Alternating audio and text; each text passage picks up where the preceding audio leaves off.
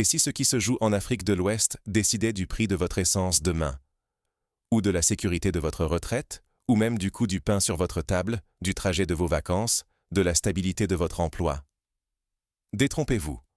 La récente rencontre entre le Burkina Faso et l'Iran n'est pas une anecdote diplomatique lointaine ou un simple fait divers géopolitique parmi tant d'autres.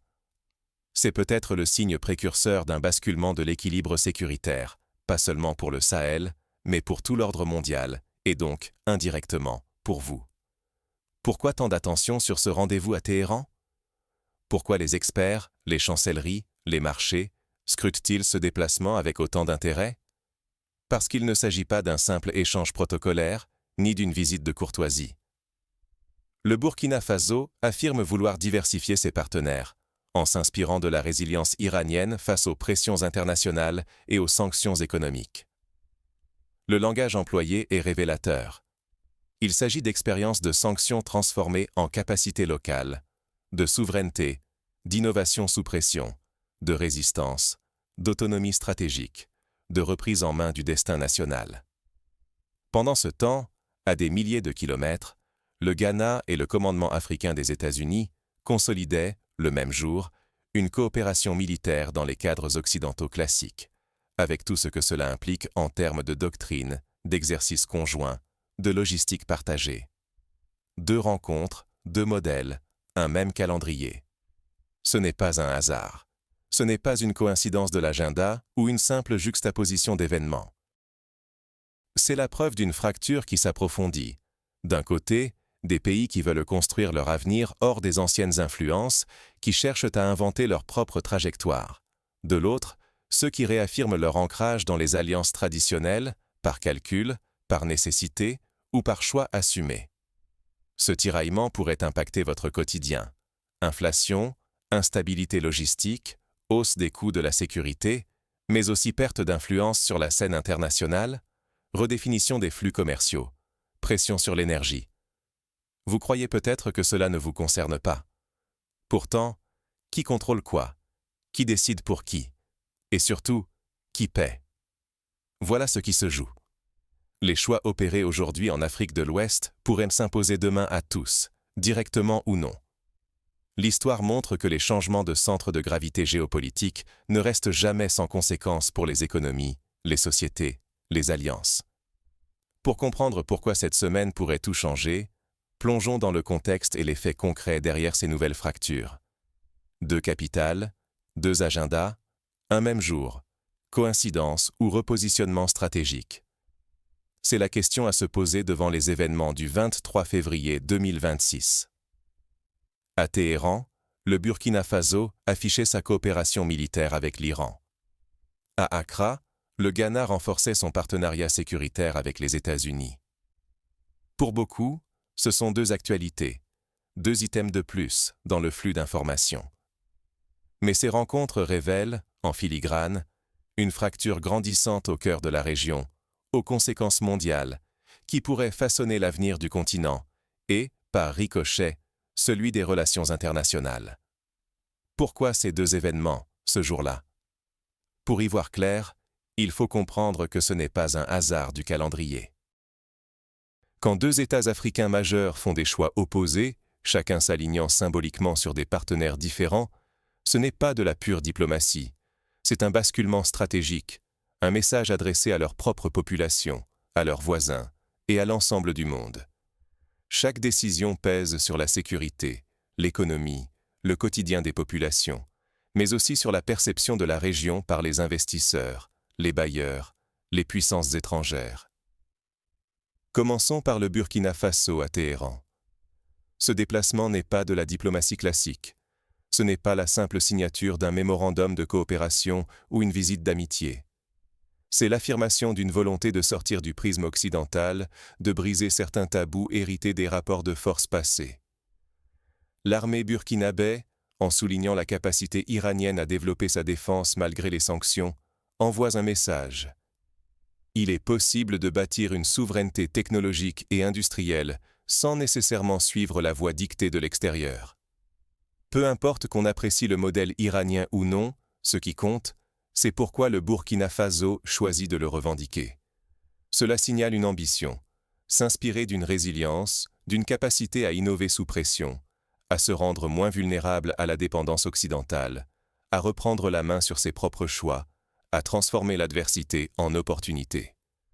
À l'inverse, le Ghana renforce sa coopération avec le commandement américain. Sur le papier, formation, partage de renseignements, objectifs sécuritaires. Mais en pratique, cela signifie interopérabilité militaire, accès aux infrastructures, corridors logistiques, exercices conjoints, partage de systèmes de communication et alignement sur les standards occidentaux. C'est une intégration structurelle qui peut redéfinir le rapport de force régional, qui peut aussi offrir une assurance contre l'imprévu, mais qui n'est jamais sans contrepartie. L'histoire récente de la région montre que ces partenariats peuvent à la fois stabiliser et enfermer. Ce clivage n'est pas qu'idéologique. Il se traduit concrètement. Le choix des partenaires militaires influe sur qui contrôle les routes logistiques, qui sécurise les ports, qui garantit l'acheminement du carburant ou la continuité du commerce. Pour la population, cela agit sur le coût de la vie. Inflation, stabilité monétaire, sécurité alimentaire, accès à l'emploi, confiance dans l'avenir. Plus largement, chaque pays qui affirme sa souveraineté ou s'aligne sur une puissance extérieure modifie la façon dont les États négocient, commercent ou gèrent les crises. C'est le terreau d'une recomposition profonde, d'une redéfinition du « qui fait quoi » dans la région, où chaque choix stratégique pèse sur la table des négociations régionales et internationales. Ces rencontres ne sont donc pas isolées. Elles traduisent une recomposition profonde du paysage ouest-africain.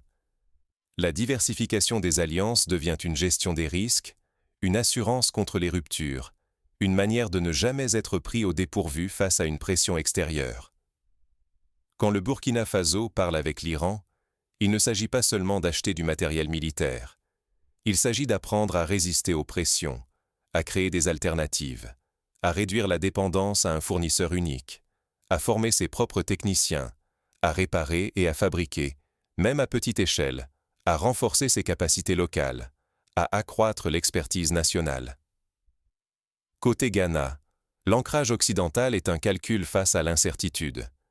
Se rapprocher du parapluie américain, c'est garantir un certain niveau de stabilité, de soutien logistique et politique, alors que la région devient un terrain de compétition stratégique intensifié. Mais cela peut aussi signifier une perte de flexibilité, une dépendance accrue à des dynamiques extérieures, un alignement qui n'est pas toujours sans coût politique ou social. Mais plus le Sahel diversifie ses partenaires, plus les États côtiers comme le Ghana ressentent la nécessité de s'ancrer dans la coopération occidentale. À mesure que ces choix se cristallisent, la région risque de se diviser en deux sphères d'influence. Ce n'est pas une théorie, c'est le mécanisme classique des dilemmes sécuritaires, maintes fois observé dans l'histoire. Chaque partenariat ferme une porte et en ouvre une autre, et c'est ce jeu qui façonnera le futur économique et politique de l'Afrique de l'Ouest. Les conséquences pourraient être profondes. Nouvelles lignes de fracture, tensions inédites, mais aussi, potentiellement, émergence de nouveaux modèles hybrides. En résumé, ces deux rencontres du 23 février 2026 reflètent un jeu de bascule. Ne pas en saisir la portée, c'est risquer d'être pris de court par une nouvelle réalité géopolitique, où les anciens équilibres ne tiennent plus. Ici, il ne s'agit pas que de diplomatie, mais du coût de la vie, de la sécurité du quotidien, de la capacité de chaque État à choisir son destin dans un monde où la marge de manœuvre se réduit et où l'imprévu devient la norme plus que l'exception. Regardons de plus près le cas du Burkina Faso. Pourquoi le langage à Téhéran est-il si révélateur? Quel modèle cherche-t-on à imiter et quelles stratégies de résilience apparaissent? Voyons cela. Derrière chaque poignée de main, une stratégie de survie. Qui gagne quoi en changeant de modèle? Le vrai conflit est là, au-delà des déclarations officielles. En se tournant vers l'Iran, Ouagadougou veut s'inspirer d'un modèle de résilience, celui d'un pays qui, malgré les sanctions, a réussi à développer certaines industries stratégiques. Pourquoi cette fascination? Parce qu'il s'agit de réduire la dépendance, d'acquérir de nouvelles compétences, de maîtriser la chaîne industrielle, de ne plus être le simple réceptacle d'une aide extérieure ou d'une assistance conditionnée. Ce langage de souveraineté n'est pas un slogan. C'est un message clair aux partenaires traditionnels, et d'abord aux puissances occidentales, qu'il existe désormais une alternative, un autre chemin, une possibilité de choisir. Le levier d'influence occidentale s'amoindrit, car le Burkina Faso, comme d'autres pays du Sahel, multiplie les partenaires, Russie, Turquie, Chine, désormais Iran. Cette diversification n'est pas qu'une addition de relations. Elle s'accompagne d'une coordination régionale, de forums, d'initiatives communes, d'une volonté de mutualiser les expériences, de créer des réseaux d'échange d'expertise. Mais il y a un coût derrière l'autonomie. Construire une sécurité indépendante, ce n'est pas seulement acheter du matériel ou signer des accords, c'est aussi investir dans la maintenance, le transfert technologique, la formation de cadres locaux, la création d'écoles techniques, la consolidation d'une industrie nationale, la gestion des cycles de vie des équipements. Cela demande du temps, de l'argent et la capacité à encaisser les contre-coups économiques et diplomatiques, à naviguer entre les pressions contradictoires, à assumer certains risques d'isolement ou de représailles. Les puissances occidentales observent cette perte progressive de leur statut de partenaires incontournables. Derrière chaque visite officielle, il y a une inquiétude. Et si l'Afrique de l'Ouest échappait à la sphère occidentale? Et si la région devenait un terrain de concurrence permanente, un échiquier où chaque nouvel acteur étranger bouscule les règles établies? D'où la multiplication de démarches diplomatiques et militaires pour préserver un accès, une influence, voire un contrôle, ou tout au moins, un droit de regard sur les décisions stratégiques de la région. Mais la diversification n'est pas sans risque. Mal choisir son partenaire, mal évaluer la nature de la coopération, ou se précipiter dans une alliance, peut rendre un pays vulnérable, dépendant d'un nouveau mentor, ou pire, isolé en cas de crise majeure. La souveraineté n'est pas acquise, c'est un équilibre mouvant, qui peut se retourner contre ceux qui n'en mesurent pas toutes les implications. Les exemples ne manquent pas dans l'histoire récente. Dépendance envers un fournisseur unique, piège de la dette, fragilité face à des ruptures d'approvisionnement, perte de contrôle sur les décisions stratégiques. La vigilance est donc de mise.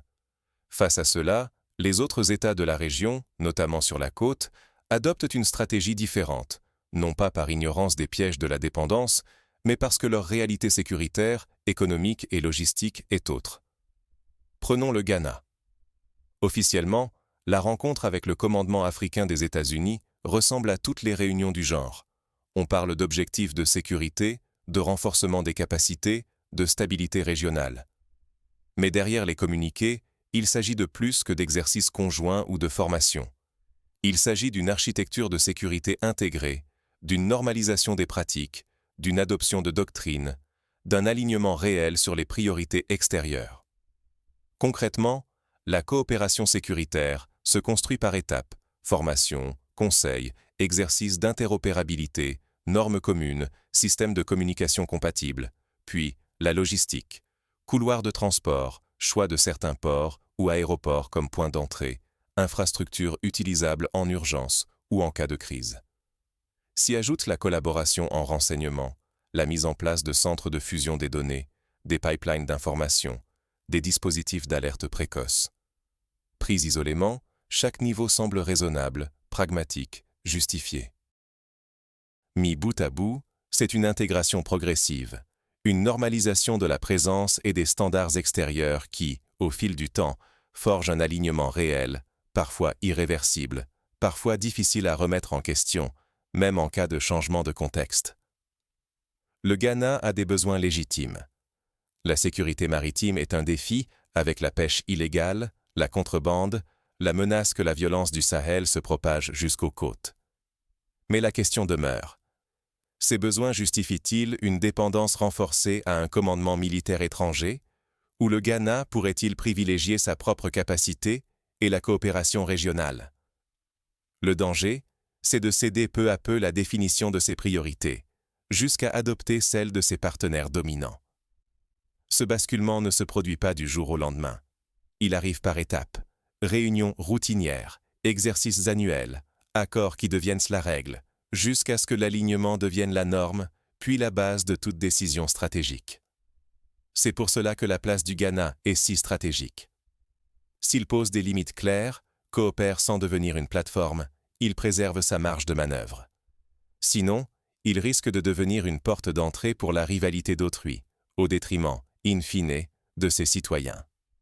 Car ceux qui paient le prix des choix stratégiques, ce ne sont pas les décideurs, mais les populations. Le pêcheur qui lit le prix du carburant à la pompe, la commerçante qui voit ses marges fondre, la famille qui s'inquiète de la sécurité des routes, le jeune qui cherche un emploi dans un contexte incertain.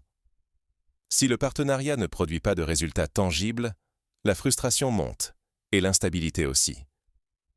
L'histoire de la région montre que les attentes déçues peuvent vite se transformer en contestation. La vraie question n'est donc pas « qui peut nous aider ?», mais « quelle aide nous renforce ?» et laquelle nous rend dépendants. C'est toute la différence entre coopération et levier d'influence, entre partenariat et tutelle. Quand on observe la diversification du Burkina Faso et l'alignement du Ghana, la carte ouest-africaine se redessine. D'un côté, le pari de la résistance et de l'autonomie, de l'autre, la stabilité garantie par les structures existantes, mais au prix d'une dépendance qui peut devenir structurelle, voire difficile à infléchir si le contexte évolue. Mais ce clivage n'est pas qu'une affaire sahélienne. Que se joue-t-il désormais sur la côte et pourquoi le Ghana devient-il un pivot critique dans cette recomposition régionale? Quand chaque choix local devient message global, qui contrôle vraiment le jeu? Qui tient la plume qui écrit la suite de l'histoire? Prenons un instant pour observer ce qui se joue sur la côte ouest africaine. Les récents rapprochements du Ghana avec le commandement africain des États-Unis ou du Burkina Faso avec l'Iran semblent de simples ajustements diplomatiques. Mais en réalité, la carte stratégique de la région se redessine. Le Ghana, par exemple, s'il s'aligne davantage avec les partenaires occidentaux, bénéficie d'un accès à des ressources et à un appui logistique, mais risque de devenir une plateforme pour des intérêts extérieurs, une base avancée sur le grand échiquier mondial. À l'inverse, vouloir affirmer sa propre capacité à garantir la sécurité, c'est s'exposer à des défis nouveaux, parfois à l'isolement, souvent à la nécessité de faire des choix difficiles. La question fondamentale, le Ghana, et plus généralement les États côtiers, maîtrisent-ils vraiment le message qu'ils envoient alors que l'Afrique de l'Ouest se scinde en deux axes de sécurité? Rien n'est anodin. Quand le Burkina Faso multiplie ses options et apprend auprès de partenaires comme l'Iran, non pour copier, mais pour diversifier ses marges de manœuvre, c'est un signal fort. On cherche à ne pas dépendre d'un canal unique, à se prémunir contre le verrouillage par sanction ou conditionnalité, à disposer d'une palette de solutions. C'est la logique d'un Sahel où la souveraineté prime, où chaque partenariat supplémentaire est une assurance contre la fermeture d'autres portes, une carte de plus dans la main des décideurs. Les pays côtiers comme le Ghana jouent à la stabilité. Coopération renforcée avec les puissances traditionnelles, exercice conjoint, interopérabilité avec les architectures militaires occidentales. L'idée, protéger les ports, garantir la fluidité des routes commerciales, rassurer les investisseurs, éviter la contagion des crises sahéliennes. Cette stratégie est rassurante, pragmatique, mais elle crée un paradoxe. En se reliant trop à un bloc, on risque de devenir le maillon faible ou l'avant-poste d'une rivalité qui dépasse.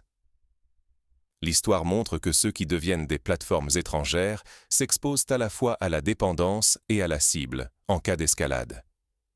Ce double alignement, ce sont des couches superposées, infrastructures permanentes, accords logistiques, intégration de systèmes de surveillance, bref, une présence durable, difficile à défaire. Dans les perceptions régionales, cette montée en puissance interroge. Les États côtiers sont-ils encore neutres ou jouent-ils un double jeu? Pour leurs voisins sahéliens, voir leurs partenaires du Sud renforcer des liens avec l'Occident peut ressembler à un encerclement, à une volonté de verrouiller la région. Pour les alliés occidentaux, l'ouverture du Burkina ou du Niger à des acteurs non alignés est vue comme une provocation, voire une menace pour la stabilité sous-régionale, un défi lancé à l'ordre établi. C'est ici que la spirale de malentendus commence. Chaque camp, par réflexe, durcit sa posture. Le Sahel accélère sa diversification. La côte raffermit ses liens occidentaux. Chaque geste, chaque accord est interprété comme une agression potentielle. C'est un engrenage, une security spirale, où la défiance, alimentée par des signaux ambigus ou des suspicions, crée plus de risques qu'elle n'en réduit. L'histoire mondiale regorge de situations où la perception du danger a engendré des mesures de précaution qui, à terme, sont devenues le problème central. Les conséquences sont concrètes.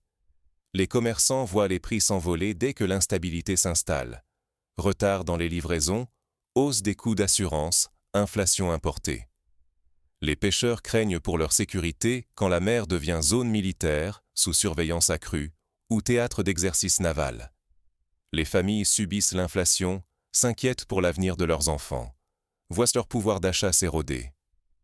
Les chaînes logistiques se tendent, les cargaisons sont retardées, le coût du fret grimpe, et ces impacts, loin de s'arrêter aux frontières africaines, se retrouvent sur les étagères des supermarchés européens, américains, asiatiques. Vous êtes-vous déjà demandé pourquoi le prix du cacao, de l'or, du pétrole fluctue autant? Souvent, la réponse se trouve dans la perception du risque en Afrique de l'Ouest et dans la réalité de ses routes logistiques. Ce qui commence comme une recomposition sécuritaire dans le golfe de Guinée ou la bande sahélienne déborde vite sur les marchés mondiaux.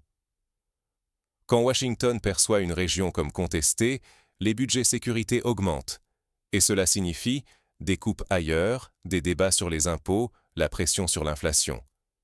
Les prix de l'énergie ne dépendent pas seulement de l'endroit où l'on pompe du pétrole, mais aussi de la perception du risque, une zone instable, et les primes d'assurance, le coût du transport, la spéculation, font bondir les factures jusqu'à l'autre bout du globe.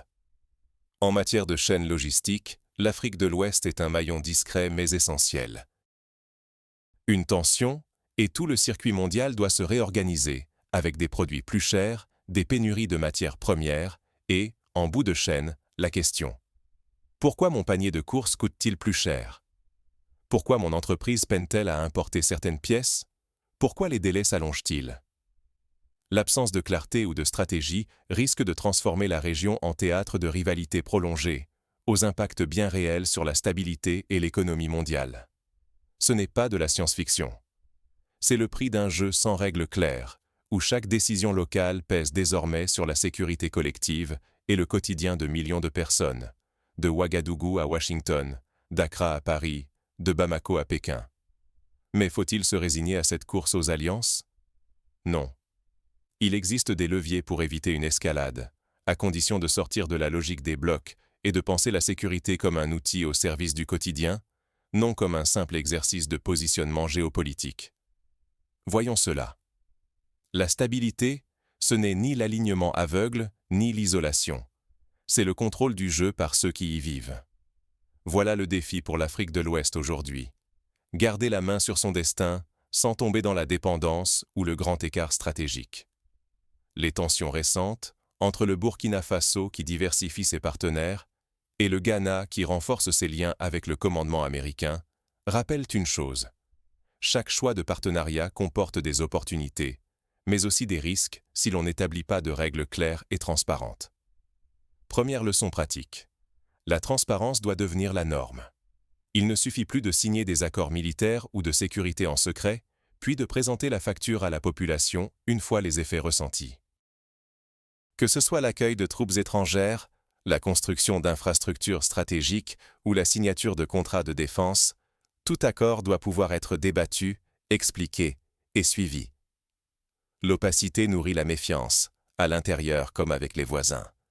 Cette méfiance peut transformer une alliance défensive en source de division régionale, en prétexte à la contestation, en risque d'escalade. Deuxième principe, éviter la surdépendance aux architectures de sécurité extérieure.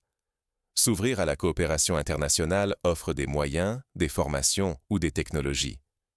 Mais quand tout repose sur des acteurs extérieurs, la marge de manœuvre nationale se réduit. Le Burkina Faso, en s'inspirant de l'expérience iranienne, ne cherche pas seulement du matériel, mais surtout des pistes pour renforcer son autonomie industrielle. Formation, maintenance, capacité locale, innovation sous contrainte. La vraie force, c'est de pouvoir tenir sans craindre que la plus petite tension diplomatique ou sanction ne paralyse tout. Une stratégie pérenne, c'est une stratégie où la résilience intérieure prime sur la dépendance, où l'innovation locale est encouragée, où les talents nationaux sont mobilisés.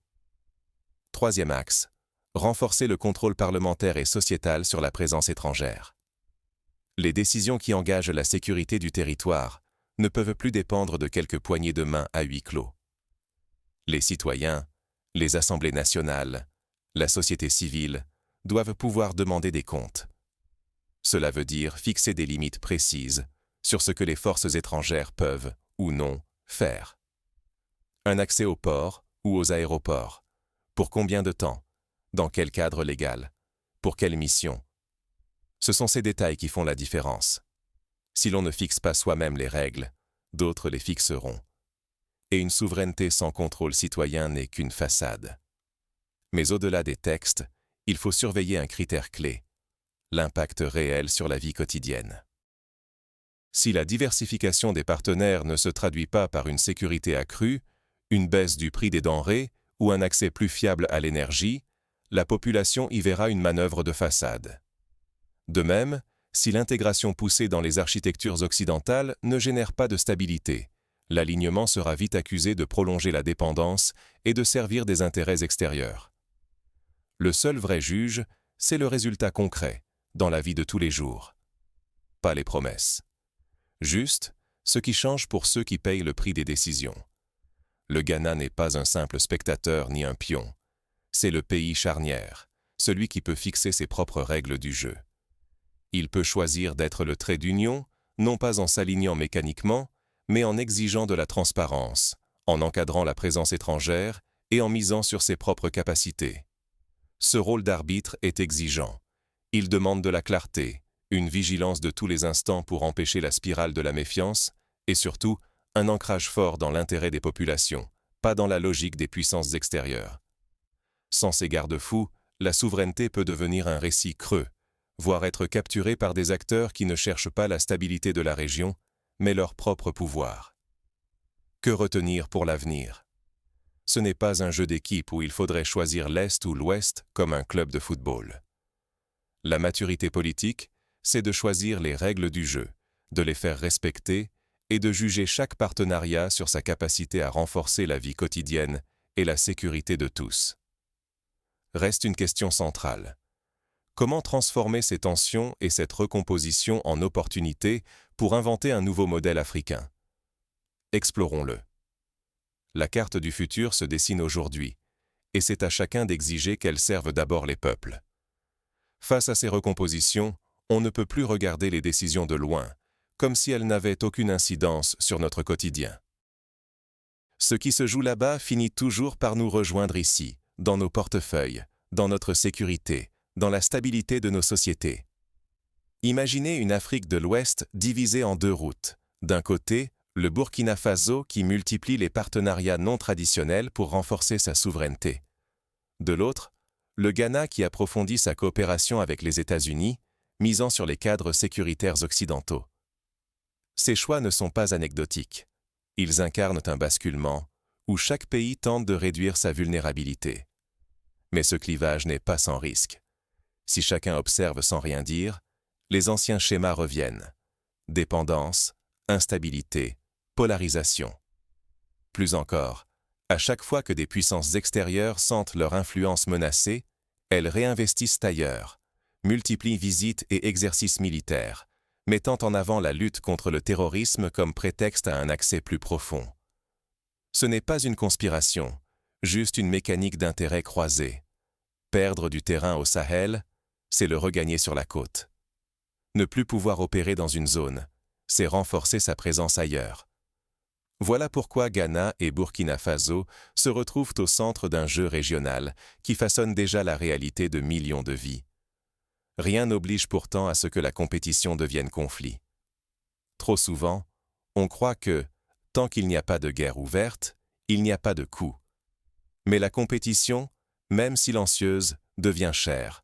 Multiplication des exercices, coopération permanente, budget de crise qui ne redescendent jamais, et une atmosphère de tension qui se traduit en inflation, en surcoût logistique, en incertitude pour les investissements, et en pression sur le coût de la vie.